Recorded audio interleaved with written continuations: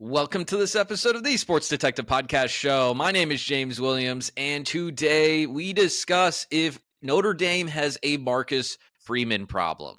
So, as you guys probably know if you were watching this, Notre Dame, number 5 team in the country, had their home opener on Saturday against Northern Illinois, where they were 4-touchdown favorites, and Northern Illinois came into South Bend and shocked Notre Dame and shocked the world with a 16-14 win over the Fighting Irish. And this is coming off of a week where Notre Dame probably had the most support ever for Marcus Freeman, their head coach.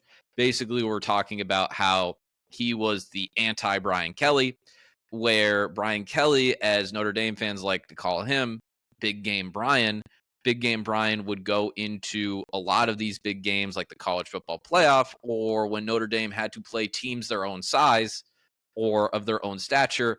A lot of times, more often than not, Brian Kelly and Notre Dame would fall short. And Brian Kelly has kind of done that same thing at LSU, where I believe he's lost 5 out of his last 6 games to ranked teams, including 3 of the last season openers, 2 to Florida State, and then this year, obviously, to USC.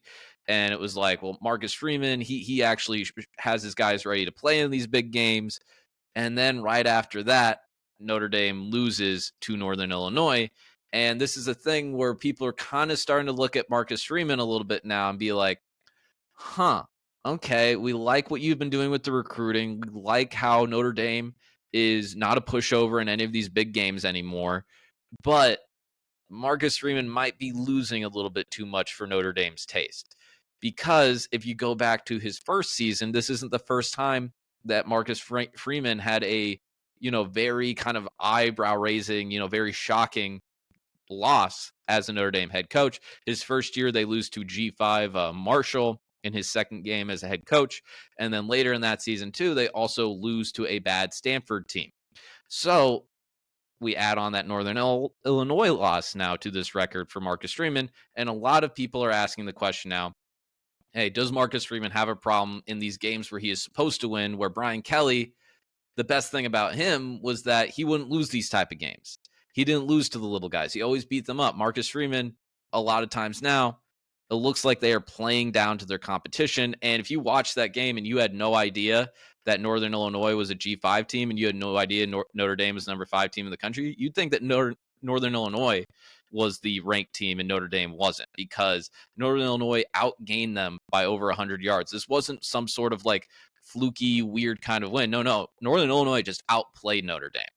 So to answer the question, does Notre Dame have a Marcus Freeman problem? I'm going to say no. I'm going to give him the benefit of the doubt. He has been recruiting very well at Notre Dame. Last year, they had a very good year that, they lost to a few teams. Like they lost to Clemson, they lost to Louisville, and they lost in the final seconds to Ohio State. But, I mean, Louisville did go undefeated. Clemson, the last third of that season was, kind of a buzzsaw in the ACC and to Notre Dame. And then Ohio State, as you guys know, is always a guaranteed like 11 wins every single year. So I'm going to give Marcus Freeman the benefit of the doubt and say Notre Dame does not have a Marcus Freeman problem. However, Notre Dame does have a Riley Leonard problem. Riley Leonard has been so far in 2 games for Notre Dame, and especially on Saturday, has been a huge disappointment. Riley Leonard has regressed as a passer. 2 years ago, in 2022, Riley Leonard was one of the better quarterbacks in all of the ACC. He had 20 passing touchdowns, threw for almost 3,000 yards, add on like 13 rushing touchdowns. And if you just look at his last 9 games, if you count the 7 games, and I understand he was kind of beat up at times last year. In his last 9 games as a quarterback, Riley Leonard has only thrown 3 passing touchdowns in 9 games. 7 games last year, 2 games this year. He hasn't thrown a touchdown at all this year. If you look at his stat line for the Texas A&M game and compare that to the Northern Illinois game, they almost look exactly identical, except in Northern Illinois, he threw 2 interceptions, threw for about 160 yards. And I think kind of everyone gave it a pass after week 1 because it was like, hey, it's Texas A&M. This is this really talented team that, maybe just doesn't have, the right direction under Jimbo Fisher. But, going down to Kyle Field and College Station, that's always a tough place to play. And you kind of thought it was, hey, it's just this hard grind it out type of a game. But Riley Leonard, guys, he is not that good of a passer. And this isn't just like a, hey, Marcus Freeman doesn't know offense, doesn't know how to build an offense, because last year, Notre Dame, seventh in the country in points per game. Sam Hartman was a very good quarterback for them. And this year, Notre Dame, in fairness to Riley Leonard, in fairness to Notre Dame, only has two starters coming back. They lost their starting tackle, the guy that was supposed to replace Joe Alt, right away to start the season. So I believe they have like a true freshman starting at that tackle position. So there's a lot of newness to this Notre Dame offense. But right now, I know they don't have necessarily the most explosive playmakers on the outside for Riley Leonard to throw it to, but he just does not look good. And I think we're starting to say that, hey, maybe last year wasn't a fluke, and maybe the 2022 season where he was really good was kind of a fluke, because you would like to think, hey, look at Notre Dame's schedule for the rest of this year. They should be able to figure this out. They should still be able to run the table, even though they lost to Northern Illinois. If they don't solve this Riley Leonard problem, don't solve this offensive problem right now for Notre Dame, I think we might see more games like this Northern Illinois game as the season progresses, because it has not looked good so far. 14 points against Northern Illinois. That is not good. That is not good. And again, the stats look very similar to the way they were against Texas A&M. And I think they're actually kind of worse. Northern Illinois outgained them. And the thing is, too, this Notre Dame defense is amazing.